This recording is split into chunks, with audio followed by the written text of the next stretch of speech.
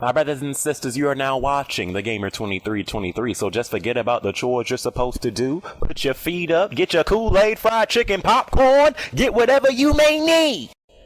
And I hope you enjoy the video. GDC 2013, I think it stands for Game Developers Conference, if I am correct. And honestly, I didn't even know about it until something was trending on Twitter, and I'm just like, you gotta be kidding me. Like, people were like, dude, oh my gosh, bro, like,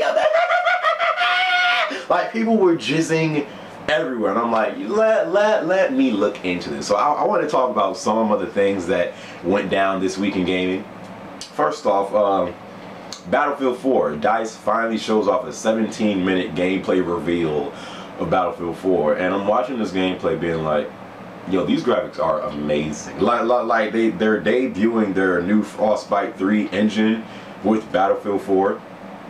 Graphics looked amazing, like the textures, the lighting, the environments, the guns, the people's faces, everything was just like, yo, next gen is here. And so I think at the time I was watching it in 480p, and when I switched over to 720p HD, I'm just like, like, wow, these graphics were amazing. But after that, this game, at least the gameplay, it didn't impress me. Like, it should be no shock by now. Most people, I'm not saying everybody, but most people buy the Call of Duties, the Battlefields for the online.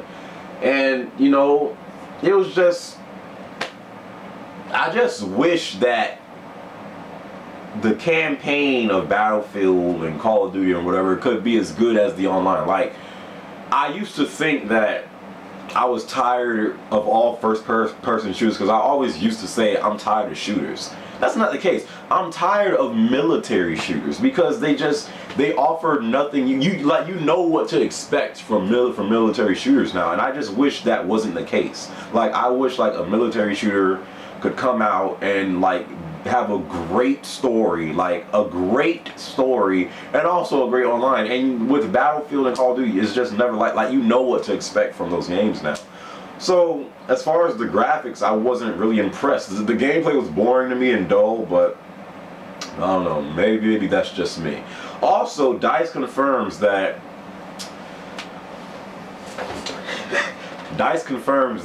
Battlefield 4 will not be coming to the Wii U.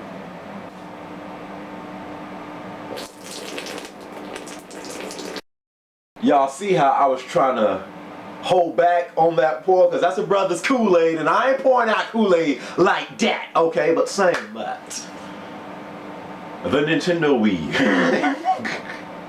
The Nintendo Wii U. If I was a gamer and I did not have a PS3 or 360, my go-to console was the Wii U, I would be pissed right now. I would be pissed. Like, this isn't even a rhetorical question. If you have a Wii U, leave down in the comment section what games right now are you playing on your Wii U. Because I truly want to know, because Nintendo needs games so badly. And what did I say? I think they said, wait, let us explain. The reason why we're not putting Battlefield 4 on the Wii U is because it's too risky. And I'm just like, could you please elaborate? Like, what is too you never hear a developer say it's too risky to put one of their games on a console. I don't know this for sure, but I think I'm pretty much assuming this is the reason why some developers are just almost completely dismissing the Wii U and why they're not putting the third-party titles on the Wii U. I think it's because they have a fear of it not selling. Because at the end of the day, developers are trying to make money from their games. And I think when Black Ops 2 was out on the Wii U and Activision so-called claimed it was the definitive version, I don't know who said this, but someone who has the Wii U, they sent me a message saying that if you get on Black Ops 2 on the Wii U, the highest amount of people you might see in one playlist is 2,000. And I'm just like, are you serious? Like, compare that to the PS3 numbers and 360 numbers. Not a lot of people bought Black Ops 2 on the Wii U. Now, maybe it's because you have smart gamers on the Wii U and realize that you have to stop supporting Call of Duty if you want a good Call of Duty game to come out, because in my opinion there hasn't been a good Call of Duty game since Call of Duty 4. So maybe they're smart. Maybe there wasn't a lot of sales for Black Ops 2 because they're like, screw that, we're not going to support this crap. Or maybe it's just because I don't know what it is, but I think developers fear if they were to put their third-party titles on the Wii U, they probably have fear of it not selling. And it just sucks to see the Wii U get treated like this, because it's still a new console. Like the Wii U hasn't even been out 6 months yet, and to see it getting almost dismissed by certain developers, I do think some developers do think the Wii U is completely irrelevant. I mean, you know, and it's just like it sucks. It sucks. Like that's all I can say. And like, it's Nintendo. Like, this isn't some new gaming company out there that has yet to prove themselves. It's Nintendo, and to see them getting treated like this, it sucks. If I had a Wii U, I'd be pissed. That's all I can say. And all these Nintendo fanboys are saying, dude, it's just Battlefield 4. Like, screw that. We don't need it. It's not even that. It's not even that. It's just the Wii U needs games. And I'm going to leave it off with this. I'm going to leave it at this. Come E3, I do think Nintendo has a plan. Because I do think that Nintendo didn't expect the Wii U to be like this at this point.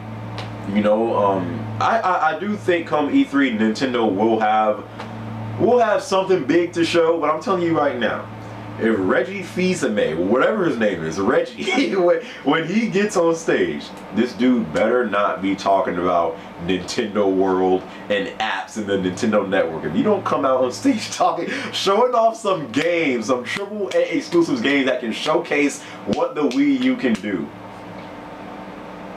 the Wii U is in danger right now. I don't care what way you try to slice it, the Wii U is in danger right now. And man, I just,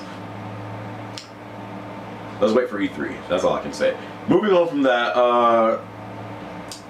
I had to switch my pair of pants because I was just like, man, Hideo Kojima, you absolute genius. Hideo Kojima, he knows how to keep his fans waiting. And then when he does show something, it just adds more fuel to that fire, and then it just makes the fans love him even more. Some developers, they just know how to keep their fans waiting, but that's it. Square Enix.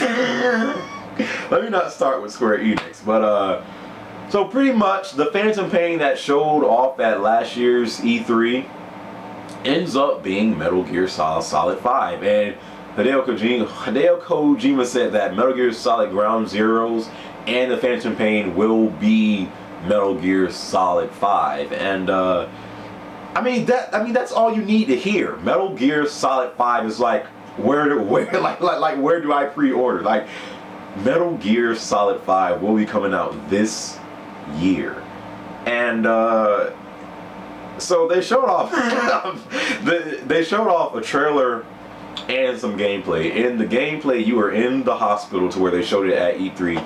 You're in the hospital following this guy that has bandages wrapped all around his face. I don't even know who that was, but you find out that Snake was in a 9-year coma, and this dude is just in terrible shape. Throughout this entire gameplay, you're trying to follow this guy that has the bandages wrapped around his face, but Snake can barely, like, this dude can't even stand up. Like, this dude is literally like putting out one arm trying to drag himself to follow this guy. Like, he's trying to prop himself up on like seats to get up. This dude keeps on falling down. I'm like, this dude, Snake, just stop, dude, just retire.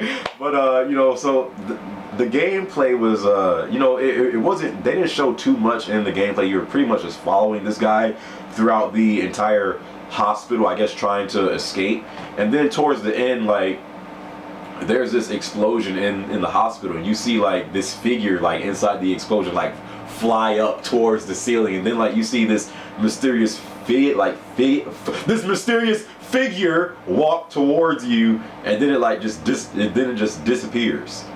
And some people were saying that that was the young Psycho Mantis, because I think in Metal Gear Solid 1 he described a scene like that where he was in a village and the village was burning or whatever like that. So some people were assuming that was Psycho Mantis, and I don't know. At the end of the day, just know that Metal Gear Solid 5 is coming out this year, and it's crazy, man, because you got Battlefield 4 coming out this year.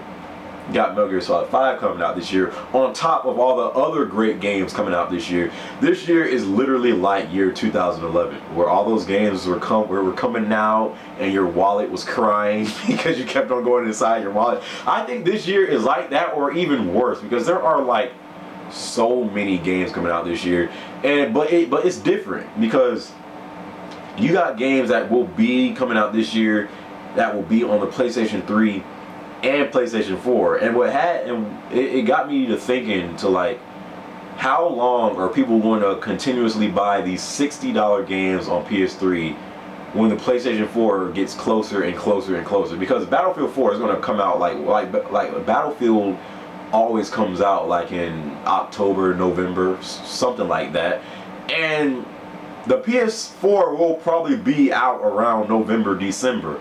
So, like, how long are people going to be paying $60 to buy games on the PS3 when the PlayStation 4 is, like, getting closer and closer? And I know when the PlayStation 3 came out, like, they were still making games on PlayStation 2, but it's different. Like, it's different. Like, these days, gamers want the best console out there. They want the most powerful console out there. They want the console that can do more things than the other console.